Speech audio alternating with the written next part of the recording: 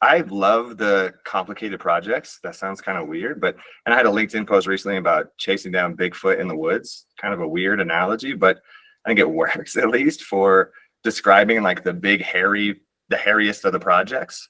I love having this like, okay, this is all the hair on this project. We understand the parameters of how the government can operate, how we can operate with when we're entering into the contract with the government.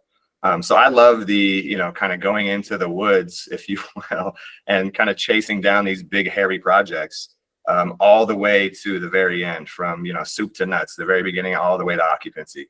I love just having that blank canvas to be able to say, okay, here's the problem. And I already understand all the parameters of how to get to the end result of success.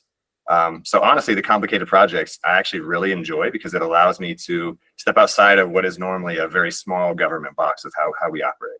And I guess I would say, if we're talking about, the why or what drives us, if someone were to say, what's your profession? Well, I'm a broker.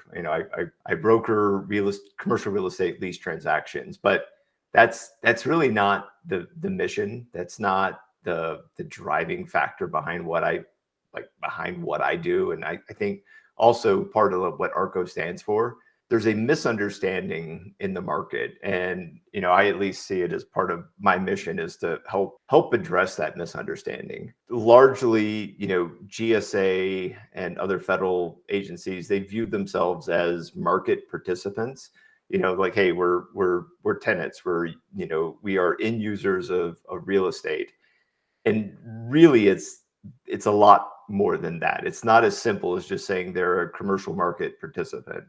And that can lead to a lot of frustration, I think, on their side. And I could say this, when I was at GSA, led to a lot of frustration on my side. I didn't understand why landlords were pricing the things, pricing deals the way they were, or, why they were saying that we were, different than other commercial tenants. So it creates frustration on the government side. On the ownership side, it's bigger than just frustration. If they don't appreciate, if the owner or their, call it, non-expert representation, if they treat it as a GSA lease transaction or a federal government lease transaction as a traditional market transaction, very important things are going to get missed, and it's going to create real financial problems, or can potentially cause real financial problems. So on the GSA side, not fully appreciating how different a federal government lease transaction is from the market can create frustration. On the ownership side, not having that appreciation of how different these transactions are from a normal commercial transaction, it includes frustration, but it really goes above and beyond that.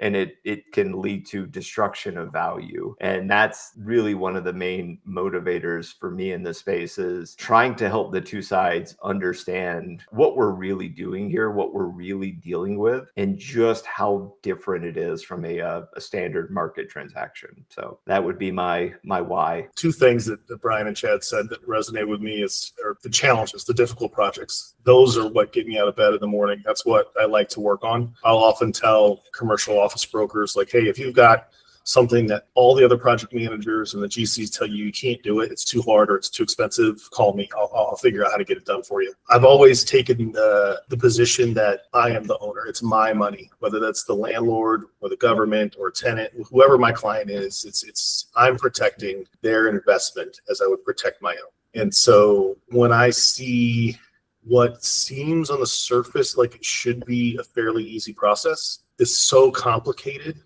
and has so much room for mistakes to be made by a uneducated landlord, even an uneducated project manager from the GSA side that doesn't actually know what the lease says. The pitfalls and the landmines are so that it really can damage somebody's investment.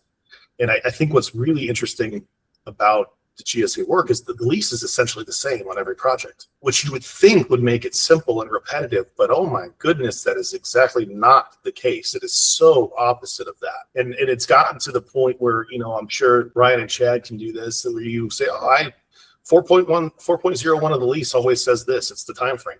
Section 3 of the lease is always what the shell condition should be. And so that applies on every single project, but every single project is so unique and it always has its challenges. And it really makes it worth doing, especially when you see the consequences if it's not navigated, the process is not navigated properly.